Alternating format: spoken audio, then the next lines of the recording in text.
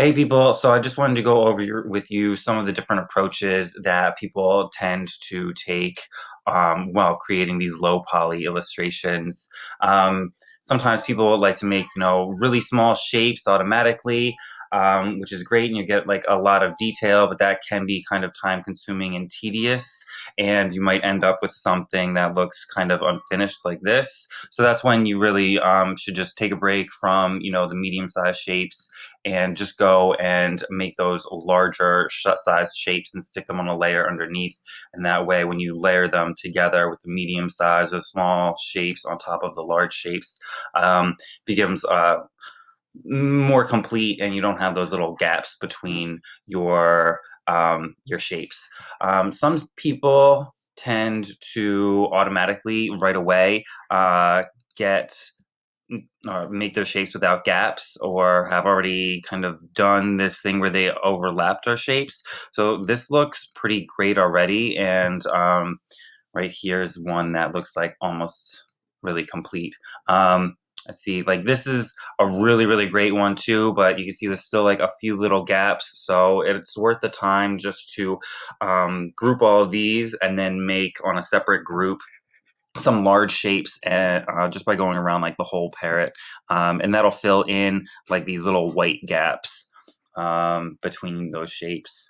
This one's another one that's like really good and doesn't really look like there's gaps. It's hard to tell with the reference image still there, but this looks like pretty complete already, and there may not be a reason to make those large shapes on a layer underneath if there's no gaps to fill. Um, I saw that one. This is an excellent start, really, really good. But again, to get rid of these little gaps, we should just throw all of these shapes on a layer, and then make a layer with larger shapes that encompass like the whole thing, and don't leave the white gaps between your shapes. Let's see if there's another one. This one looks pretty much complete already. There's no gaps between the shapes. So this one looks excellent. When we move on, we can, make some smaller shapes and try to pull out some more detail, especially like around the face. That's where you want to, concentrate detail and make smaller shapes.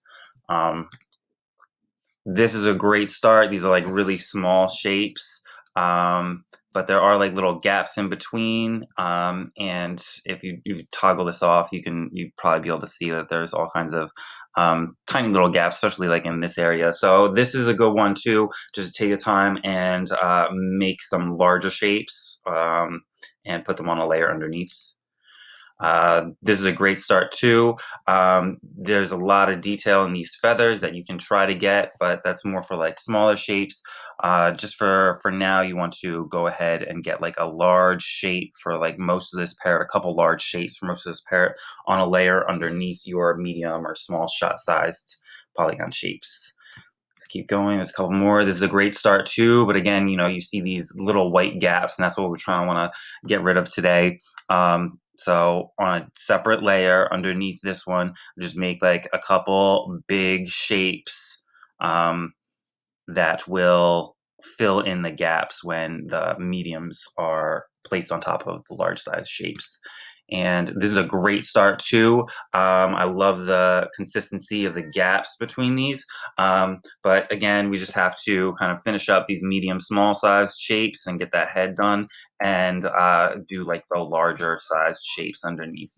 So I hope that helps and gives you a couple options. I know some people are at different points and approaching it differently. Again, if you're leaving lots of gaps or any kind of gaps, even if it's just like this, quick, just make some large shapes on a separate layer and fill them with colors sampled from your reference image, and then you can layer the medium and small size shapes underneath, or those would be on top of your large size shapes.